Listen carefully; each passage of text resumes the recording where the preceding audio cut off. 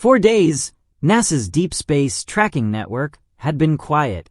3I/Atlas hadn't emitted a single detectable signal since the last analysis. It was as if the object had gone dormant. The metallic surface that once reflected bursts of coherent radiation had stabilized, its spectral output reduced to nothing but background noise. At first, everyone thought the phenomenon had finally ended, that maybe the so-called theta metal had exhausted its energy source. But the silence didn't bring relief. It brought unease, because in astrophysics, when an energy-emitting body suddenly stops transmitting, it means one of two things. Either it's dead, or it's listening. 2 weeks after the signal blackout, on October 17th, NASA's Infrared Deep Sky Array picked up something faint, a dim, pulsating heat pattern emerging from within the aperture zone of 3I/Atlas. It wasn't random. It was a sequence. 3 short bursts. One long, then silence, repeating every 11.3 hours. The same interval tied to every anomaly before, from the energy pulses to the atomic lattice spacing of theta metal. Except this time, there was one subtle but terrifying difference. The pattern wasn't being broadcast into space. It was being directed toward Earth. At the Jet Propulsion Laboratory, one of the data analysts overlaid the thermal signature onto the archived radar map of 3I/Atlas's rotation.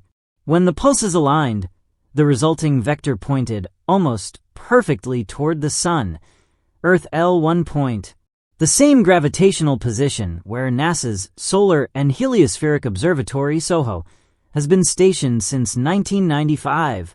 It was a perfect aim. Someone or something had locked onto one of our oldest eyes in space. Cue low rising tone, tension building. Then on October 20th, at precisely 3:17 Universal Time Coordinated, SOHO's magnetometers recorded a sudden spike in high-energy particle flux. It wasn't solar radiation. The Sun was quiet that night. It came from behind the Sun, from the exact coordinates where 3I/Atlas should have been during its hidden perihelion pass. For exactly 89 seconds, SOHO's instruments went blind. All telemetry data froze. When the system rebooted, engineers found something no one could explain. Inside the data buffer, buried within the corrupted binary logs, was a mathematical pattern. A string of numbers repeated over and over again, greater than 1.000.0.0415730317. NASA's internal cryptographers recognized the first two immediately, the same planetary ratio sequence found in the October 21st bursts months ago. But the last number, 317, was new. When decoded into astronomical coordinates, it pointed to one location only, L1, the exact position of SOHO. The message was clear. It knew where our instruments were. It had found us. Deep silence. A faint hum returns, almost like breathing through metal.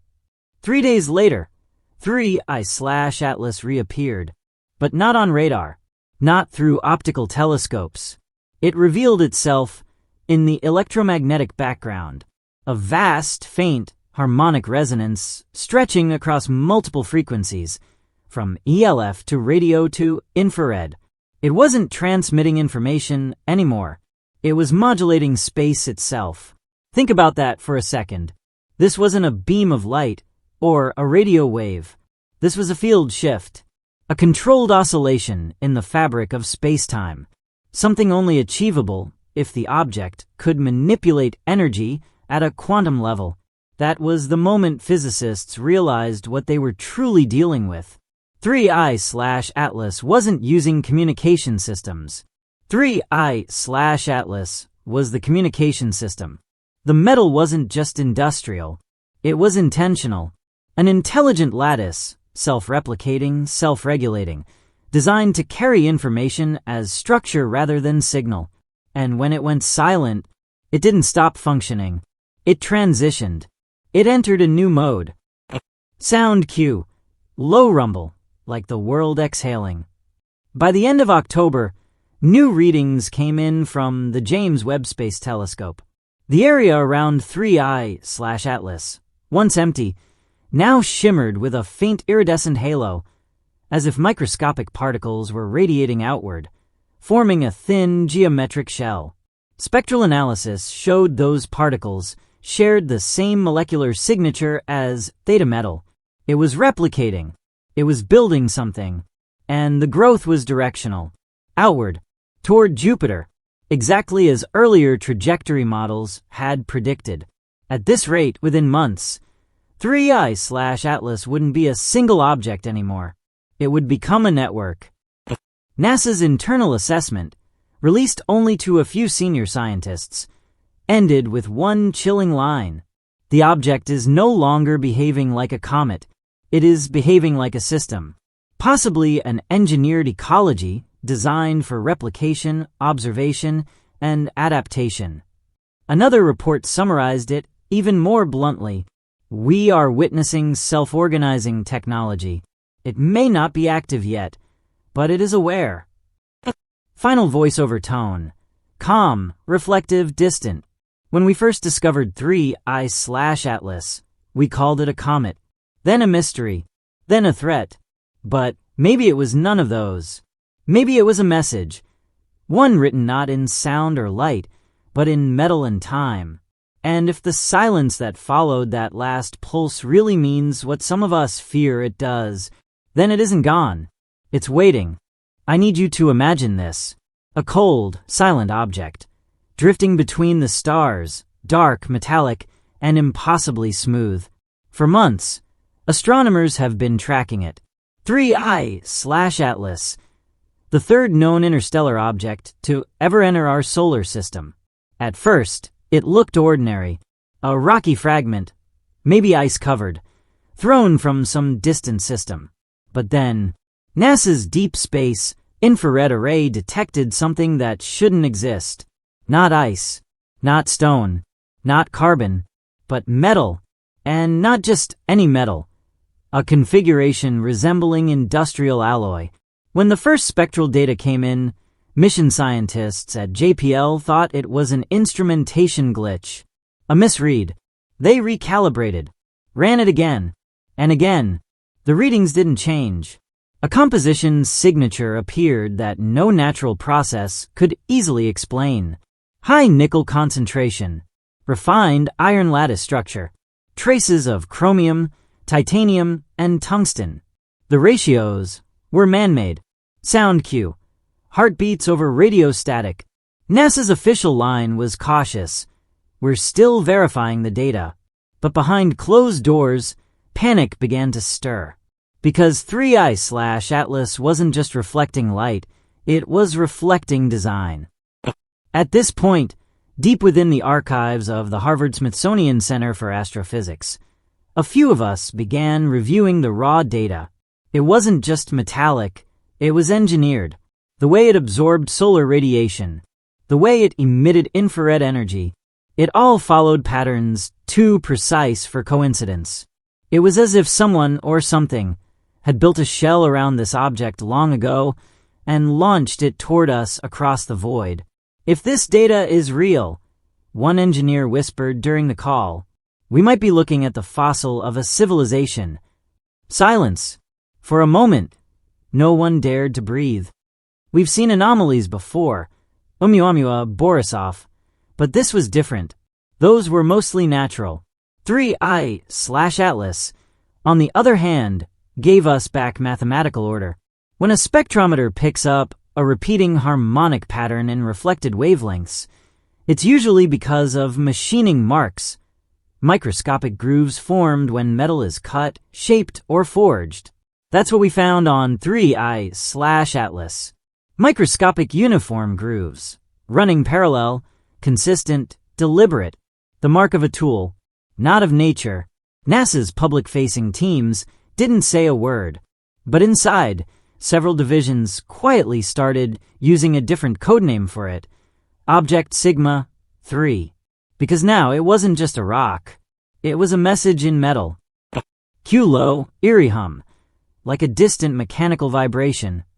And yet, the more we looked, the more confusing it became. The alloy ratios didn't match any known industrial standard. Not American, not Russian, not Chinese, not even experimental.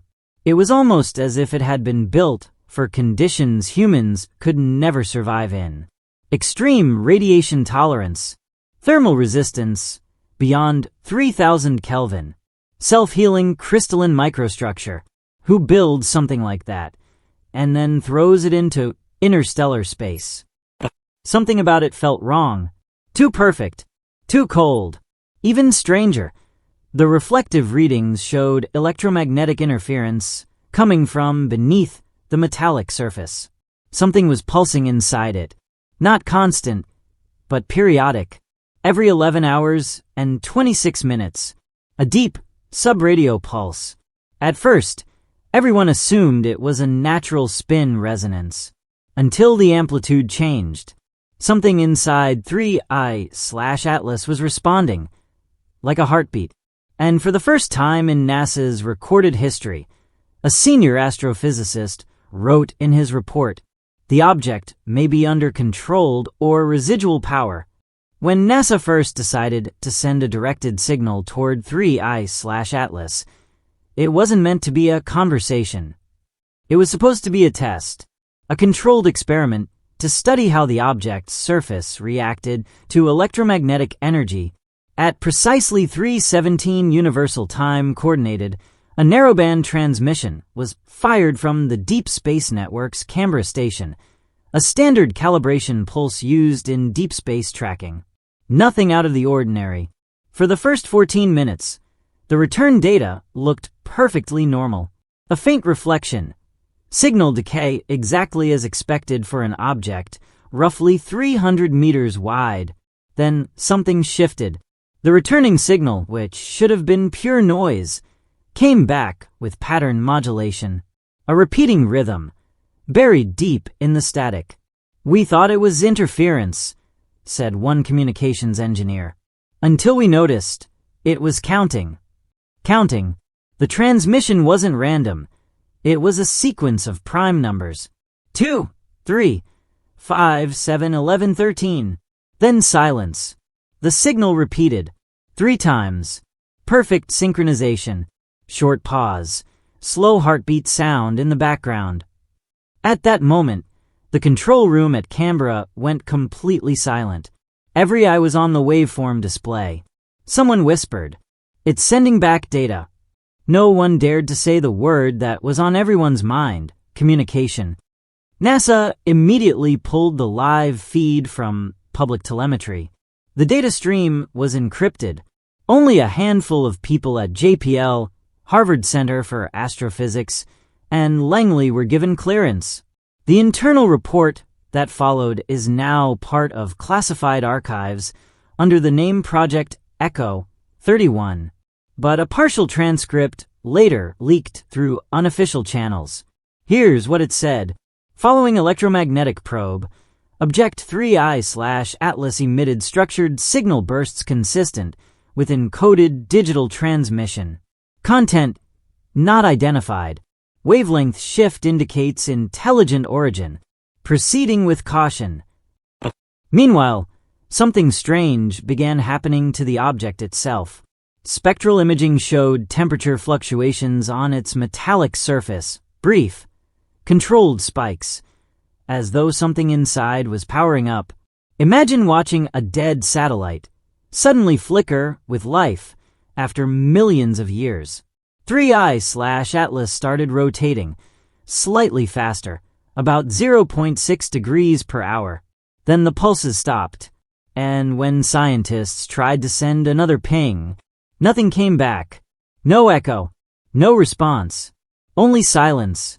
It was as if 3I/Atlas had heard us, and then decided not to answer again. Dramatic pause, quiet static fades in. The incident was buried quickly. Public statements described it as instrumental noise. But internally, the data told another story. The signal had carried structure, mathematical symmetry that nature doesn't produce on its own. Dr. Elena Ruiz, one of the radio analysts involved in decoding, said this off record before her team was reassigned. The way the signal faded out, it wasn't random. It was like someone slowly turning down the volume.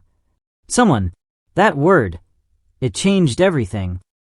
For months after, 3I/Atlas remained quiet, but the silence wasn't comforting, because in deep space monitoring logs, subtle electromagnetic ripples were detected emanating from it every few days, too weak to decode, but eerily similar to our own early radar sweeps, almost as if it was studying us.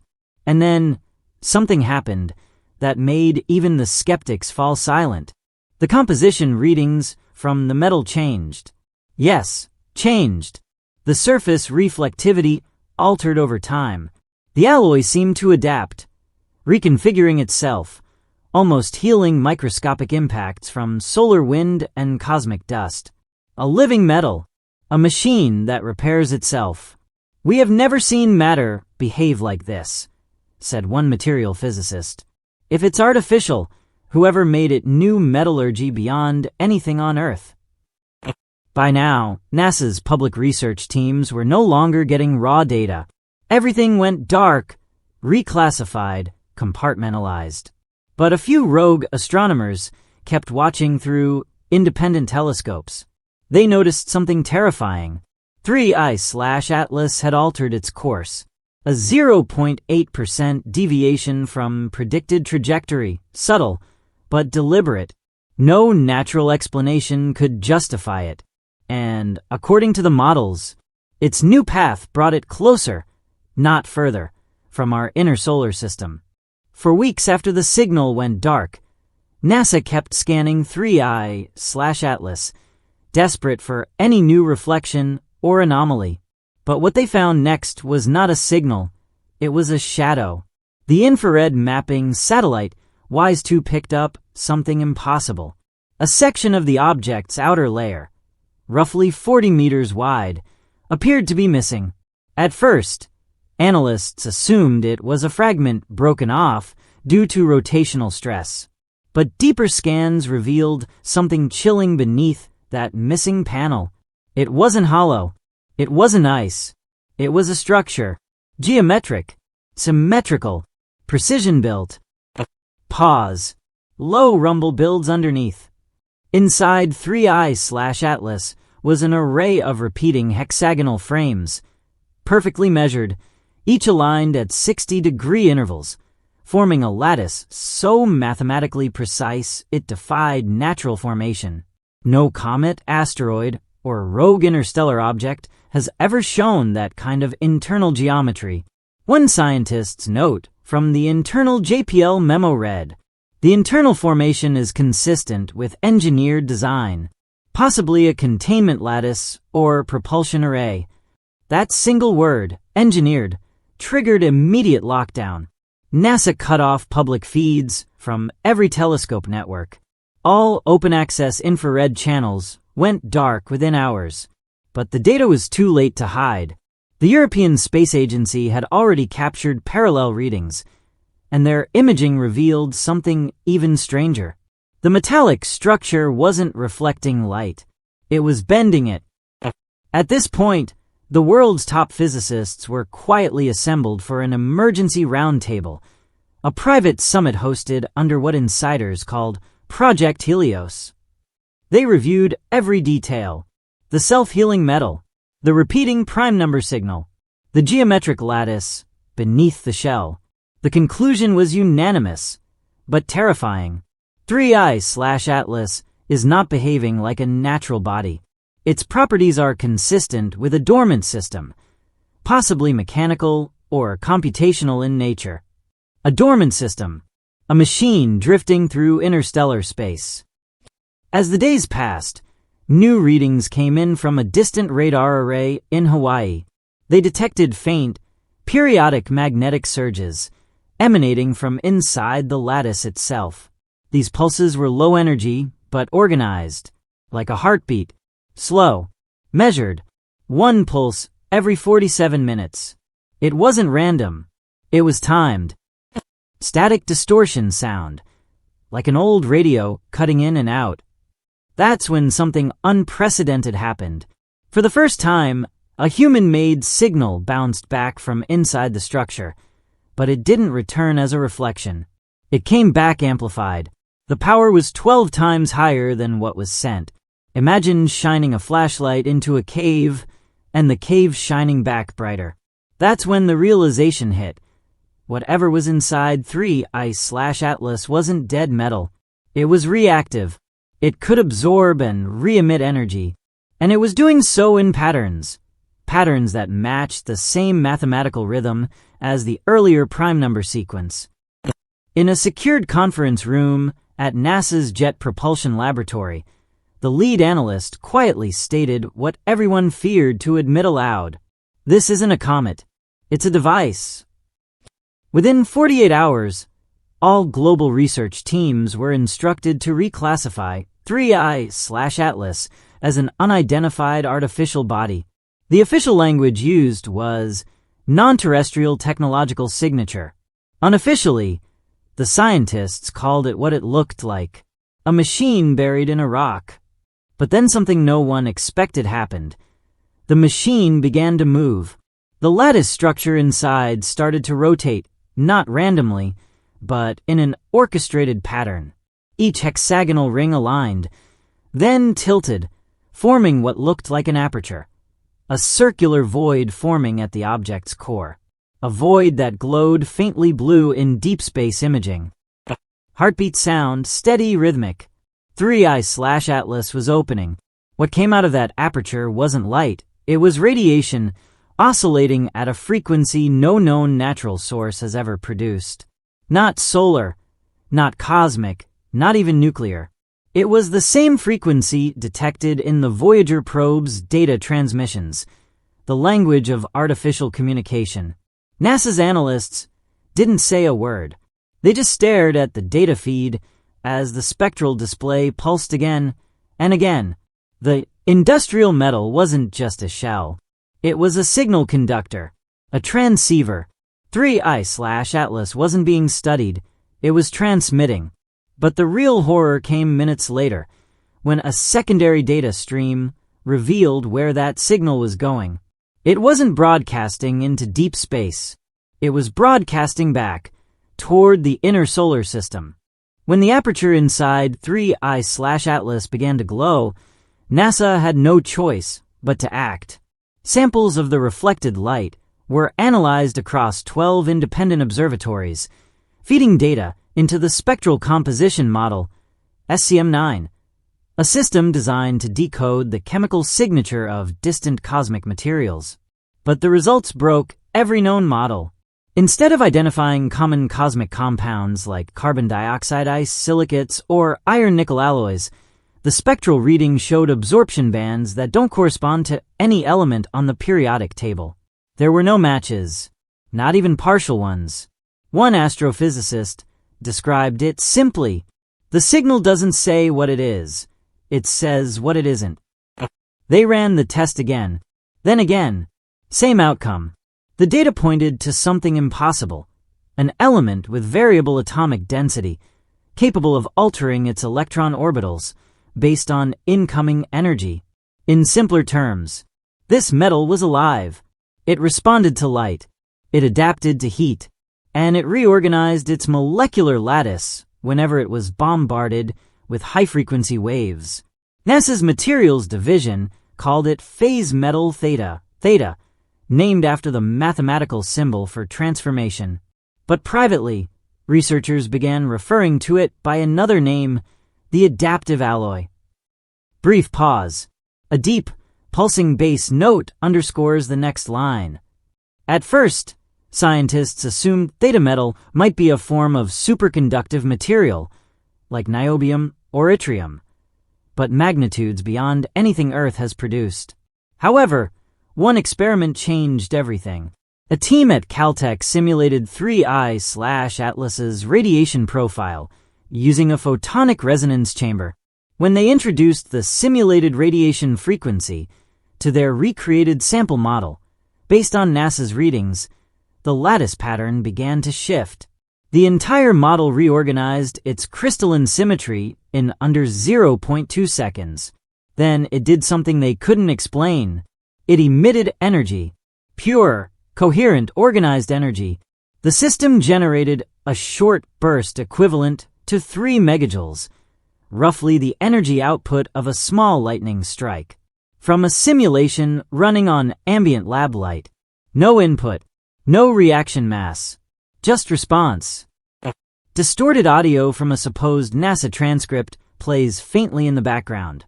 Static. A voice saying, confirming resonance at 10.2 gigahertz, power spike detected. That's when one researcher muttered the words that would later be censored from the official report. It's converting information into energy. Let that sink in. A material that turns data into power. The implications are staggering. If theta metal truly behaves this way, it means 3I/Atlas isn't powered by a reactor. It is the reactor. A single intelligent system where matter and energy respond directly to information flow. That's not technology as we know it. That's physics rewritten. At this point, NASA had to confront a horrifying possibility. What if the industrial metal wasn't something built onto the object, but something that grew inside it? That idea came from a memo authored by an astrophysicist known only by her initials, RM, who wrote, "We might be looking at self-organizing matter, a material designed to evolve under cosmic radiation, a system that builds itself as it travels." That would explain everything. Why the surface patterns appear geometric but irregular. Why the signal's modulation changes in response to observation. Why 3I/Atlas seems to be repairing itself. It isn't a machine in the traditional sense. It's a hybrid, a bridge between matter and intelligence. But there was one final discovery, one that made even the skeptics go silent. When they isolated the reflection spectra from the hexagonal lattice, specifically near the aperture zone, they detected a repeating pattern embedded within the atomic spacing of the alloy, a microscopic geometric code, repeating every 11.3 nanometers, the same ratio as the signal pulse frequency NASA first detected months ago. This meant one of two things. Either the material was somehow recording the signal inside its structure, or the signal itself was part of the metal's DNA. In either case, it was not natural. At this point, a NASA spokesperson leaked a portion of an internal transcript to an anonymous forum. If theta metal is what we think it is, then we're not studying an alien object. We're studying an alien process. This thing might be designed to build more of itself. The final sentence of that memo was the one that set off the alarm. We might not be observing an artifact. We might be observing an organism.